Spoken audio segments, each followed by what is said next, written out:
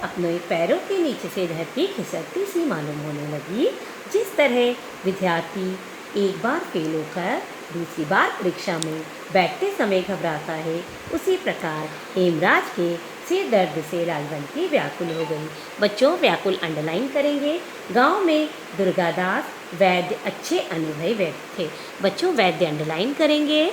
वैद्य मतलब चिकित्सक, जिसको हम डॉक्टर भी कहते हैं। गांव में वैद्य होते थे बच्चों, जो जड़ी बूटियों से उनका देखभाल कर लेते थे।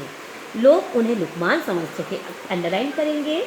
लुकमान का अर्थ होता है बच्चों कुरान में हकीम, कुशल चिकित्सक के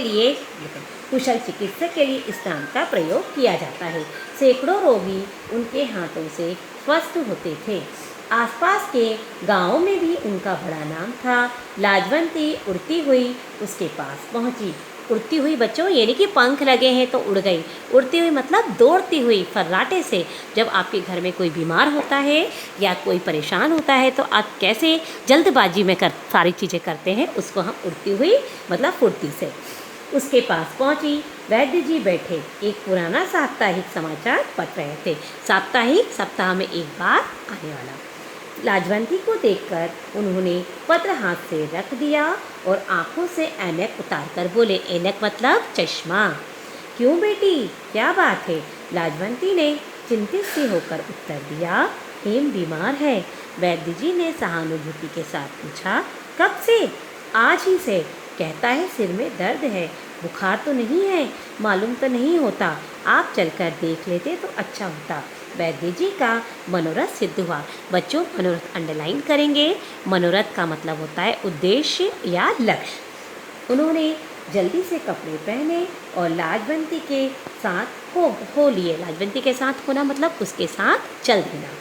जाकर देखा तो हेमराज बुखार से बेसुध पड़ा था। बच्चों, बेसुध जो सूझ समझ ना होना, एकदम बेहोश अवस्था की तरह।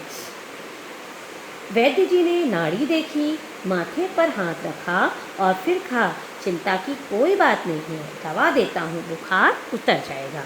बच्चों, हर पेज के शब्दार्थ आप ज़रूर लिखेंगे और इस शब्द के अर्थों को आप इसके शब्द के अर्थ भी याद भी करते जाएंगे और इसका मैं एक टेस्ट भी लूँगी। लाजवंती के डूबे हुए हृदय को सहारा मिल गया। उसने दुपट्टे की आंचल से अठन्नी निकाली और वैद्य जी को भेंट कर दी। बच्चों, उस समय अठन्नी भी बहुत कीमती, बहुत ज़्यादा मानी जाती थी। आजकल तो डॉक्टर की फीस आप जानते हैं कितनी है।